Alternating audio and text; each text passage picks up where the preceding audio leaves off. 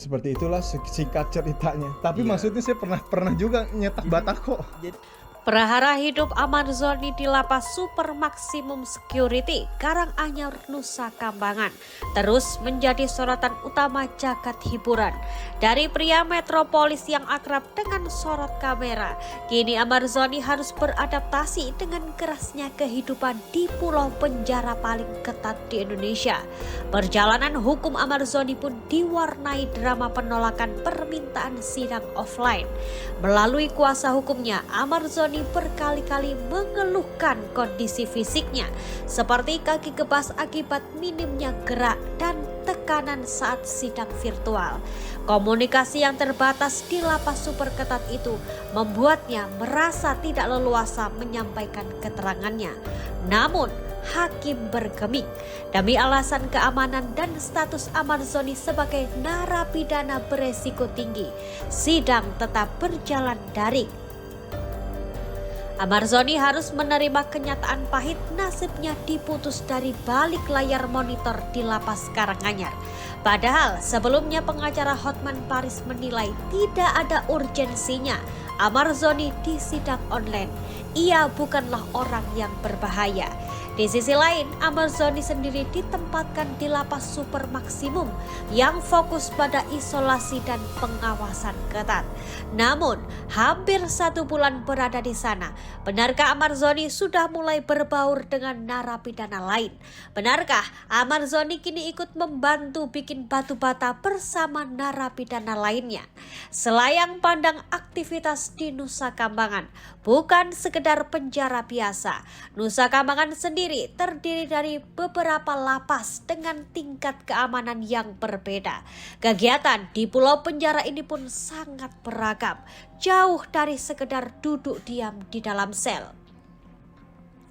Artis kondang Raffi Ahmad dan Irfan Hakim sempat dibikin kaget saat masuk ke Nusa Kambangan. Di sana, Raffi melihat bagaimana para napi saling berkegiatan. Dari peternak, pertanian dan perkebunan, keterampilan industri, kuliner, juga mencetak batu bata. Momen-momen Amarzoni bikin batu bata pun tentu bikin heboh warganet. Namun rupanya itu bukan hal baru bagi Amarzoni. Jauh sebelum itu, ia sudah pernah bikin batu bata sebelum berkarir di dunia keartisan. Itulah singkat ceritanya. Tapi maksudnya saya pernah juga nyetak batako. Berada di Nusa Kambangan, Amarzoni bukan lagi berakting, melainkan dikabarkan ikut bekerja fisik sebagai bagian dari proses pembinaan dirinya di pulau terpencil tersebut. Janji perubahan di balik jeruji besi, di balik cerita kerasnya kehidupan barunya, Amarzoni dikabarkan mulai berjanji untuk berubah. Melalui sang kekasih Dr. Camelia, Amarzoni menitipkan pesan bahwa ia akan totalitas meninggalkan barang haram tersebut. Kini, publik pun menantikan kelanjutan kisah hukum Amarzoni sambil ia berjuang beradaptasi dengan kerasnya kehidupan di pulau penjara Nusa Kambangan. Tempat di mana setiap warga binaan dipaksa mandiri melalui beragam program pembinaan yang keras, dari peternak memasak hingga konon membuat batu bata. Pihak keluarga pun hingga kini terus berjuang untuk pemindahan Amarzoni, dibantu oleh organisasi Ganas. Ya, banyak pihak menilai keberadaan Amarzoni di Nusa Kambangan seolah tak sebanding dengan perbuatan yang dilakukan oleh Amarzoni. Terlebih, dalam sidang eksepsi, pihak Amarzoni menyebut penemuan barang haram di kamar lapas Amarzoni tidak dalam penguasaan Amarzoni sendiri. Karena penemuan barang tersebut berada di ventilasi pintu kamar lapas, di mana ruangan tersebut diisi oleh 7 orang lainnya. Berbagai pihak pun menyayangkan pemindahan Amarzoni ke lapas Nusa Kambangan, terutama para pakar hukum. Banyak pakar hukum yang menilai ada kejanggalan di kasus Amarzoni, salah satunya dipindah tanpa sidang lebih dahulu. Berada di Nusa Kambangan, pilu kondisi Amarzoni mengaku kangen pada anak-anaknya. Bahkan ia meminta sang kekasih untuk menemui kedua anaknya, Airumi dan Amala. Namun permintaan tersebut belum bisa dipenuhi oleh Dr. Camelia karena ia hanyalah kekasih Amarzoni dan tidak memiliki wewenang. Udah pernah beberapa kali di rutan kita pernah video call bareng sama anak aku juga. Sementara itu, praktisi hukum ini pun ikut angkat bicara. Ia mempertanyakan bagaimana barang tersebut bisa masuk lapas jika Amarzoni disebut pengedar. Siapa yang memasukkan barang tersebut?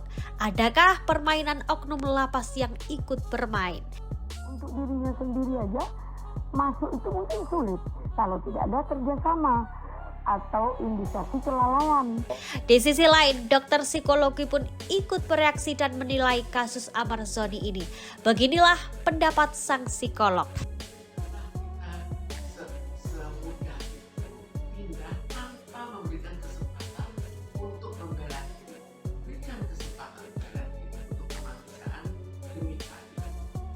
Bahkan ia juga menilai lapas Nusa Kambangan adalah lapas neraka.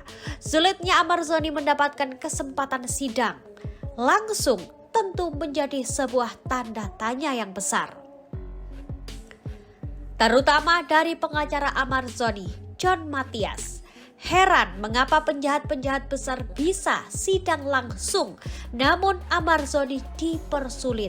Bahkan keluarga Amarzoni pun sudah mengirim surat kepada Presiden Prabowo Subianto hingga Komnas HAM. Keluarga berharap Presiden bisa membantu Amarzoni mendapatkan keadilan.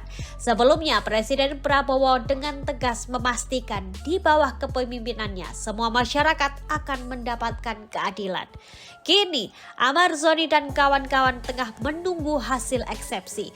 Jika eksepsi Amarzoni dikabulkan, putusan selah otomatis menjadi putusan akhir. Kami tidak akan ragu-ragu membela kepentingan rakyat Indonesia, kami tidak ragu-ragu.